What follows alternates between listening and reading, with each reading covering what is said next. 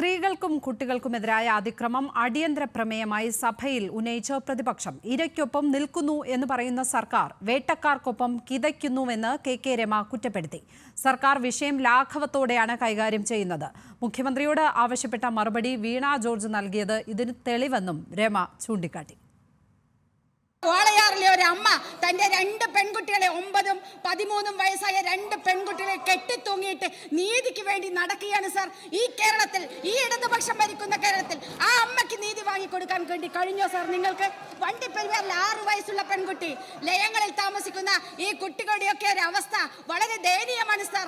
അവർക്ക് സംരക്ഷണം ഒരുക്കാൻ ആ പ്രതികളെ, അർജുൻ എന്ന് പറയുന്ന പാർട്ടിക്കാരനെ രക്ഷപ്പെടുത്താനുള്ള ശ്രമം നടത്തി.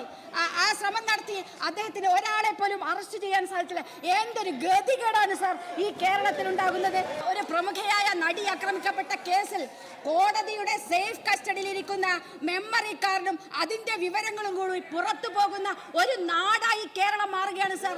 ആ പെൺകുട്ടിയുടെ ഇച്ഛാശക്തി കൊണ്ടാണ് ഈ കേസ് ഇപ്പോഴും മുന്നോട്ട് പോകുന്നത് സാർ. അതിന്റെ ഭാഗമായിട്ട് ഈ ഒരു ഹേമ കമ്മീഷനെ ഈ സർക്കാർ നിയമിച്ചിരുന്നു, ജസ്റ്റിസ് ഹേമ കമ്മീഷൻ. ഈ സിനിമാ മേഖലയിലുള്ള പ്രശ്നങ്ങൾ പഠിക്കാൻ വേണ്ടിയിട്ടുള്ള ഒരു കമ്മീഷനായിരുന്നു. 1,06,55,000 രൂപ ചെലവഴിച്ചുകൊണ്ട് ജസ്റ്റിസ് ഹേമ കമ്മീഷൻ 1 വർഷം അന്വേഷണം നടത്തി. 2019 ഡിസംബർ 31 ആ റിപ്പോർട്ട് സമർപ്പിച്ചു. 4 വർഷം കഴിഞ്ഞിട്ട് ആ റിപ്പോർട്ടിന്റെ കാര്യങ്ങൾ എന്താണെന്ന് പരസ്യപ്പെടുത്താൻ ഇതുവരെ കഴിഞ്ഞിട്ടില്ല. നിങ്ങൾ നോക്കൂ, ഇരയ്ക്കൊപ്പം നിൽക്കുകയും എന്ന് പറയുന്നത് വേട്ടക്കാരനൊപ്പം കിതക്കുകയും ചെയ്യാണ് സാർ ഈ സർക്കാർ. അതാണ് ഈ സർക്കാർ നേരെ നടക്കുന്നത്. പ്രതികളെ സംരക്ഷിക്കില്ല എന്ന ഒരു നിലപാടേ സർക്കാരിനുള്ളൂവെന്ന് മന്ത്രി വീണ ജോർജ് മറുപടി നൽകി. ആരായാലും മുഖം നോക്കാതെ നടപടിയെടുക്കുമെന്നും മന്ത്രി വ്യക്തമാക്കി.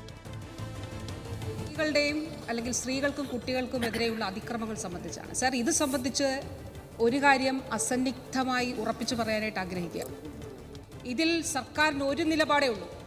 അതേത് കേസാണെങ്കിലും ആ നിലപാട് സ്ത്രീകൾക്കും കുട്ടികൾക്കും എതിരെ അതിക്രമം നടത്തുന്ന ഒരാളെയും സംരക്ഷിക്കില്ല. മുഖം നോക്കാതെ നടപടിയെടുക്കും സാർ.